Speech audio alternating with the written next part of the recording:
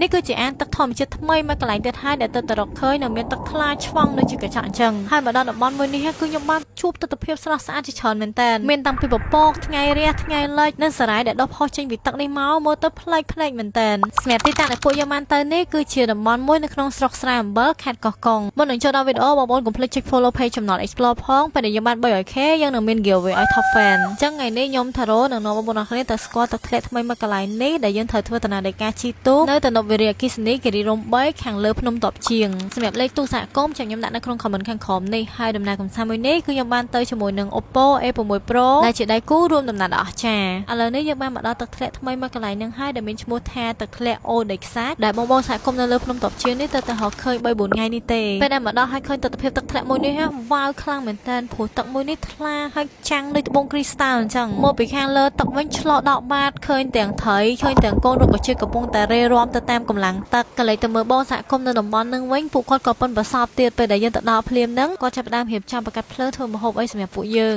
បងសហគមន៍រៀបចំអាំងមាន់ហ្នឹងពួកខ្ញុំក៏នាំគ្នាមកហាទឹកលេងសិនហើយដូចឃើញចឹងបងប្អូនថាទឹកនឹងគឺថ្លាដូចកញ្ចក់អញ្ចឹងទឹកនេះអត់សូវជ្រៅទេប្រហែលជា1ម៉ែត្រជាងតិចតួចអីទេបងប្អូនហើយពេលដែលហែលចូលមកខាងក្រោមហ្នឹងដូចអាងត្រីដែលគេរៀបក្នុងទូកញ្ចក់បើទឹកវិញឡើងថ្លាខៀវដូចទឹកសមុទ្រចឹងប៉ុន្តែអានេះទឹកសាបទេណាទស្សនភាពក្នុងទឹកស្អាតបែបនេះខ្ញុំក៏បានយកទូរស័ព្ទ Oppo A6 Pro មកថតក្នុងទឹកជាមួយនឹង function underwater ហើយនេះគឺជាវីដេអូដែលខ្ញុំថតចេញពី Oppo A6 Pro ហ្នឹង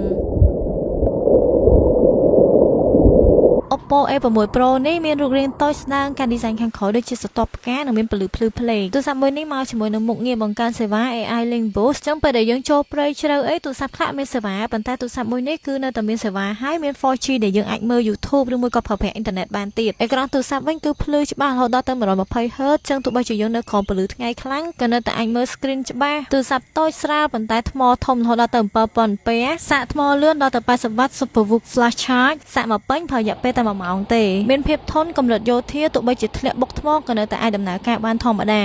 Oppo A6 Pro នេះគឺមកជាមួយនឹងមុខងារ AI Beacon Link ជាមុខងារដែលអាចឲ្យយើងទេទៅទូរស័ព្ទ Oppo ផ្សេងទៀតទោះបីជាអត់មានសេវាមុខងារមួយនេះស័ក្តិសមមែនតើសម្រាប់អ្នកដែលគាត់ចូលចិត្តធ្វើដំណើរផ្សងព្រេងចូលព្រៃបោះតង់អីហ្នឹងដូចខ្ញុំមកដល់ទឹកធ្លាក់អូដេខ្សាច់នេះខ្ញុំបានឲ្យទូរស័ព្ទទៅបងសហគមន៍មួយដើម្បីឲ្យគាត់ស្រួលតាក់ទងខ្ញុំនៅពេលដែលមកហូបឆ្អិន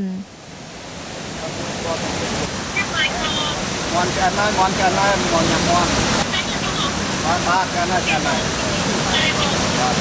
បងក៏ចង់ឆ្ងល់ទៀតថាអត់មានសេវាផងចេះតែតាក់ទងគ្នាបានដែរហើយនេះជាម្ហូបដែលបងសហគមន៍គាត់រៀបចំឲ្យយើងមើលទៅគឺតំណងមែនតើបងប្អូនជាពិសេសគឺបកងដុតកំពង់អាស័យនេះខ្ញុំគ្រាន់តែទិញបកងមកឲ្យបងសហគមន៍គាត់រៀបចំដុតឲ្យអញ្ចឹងណានេះ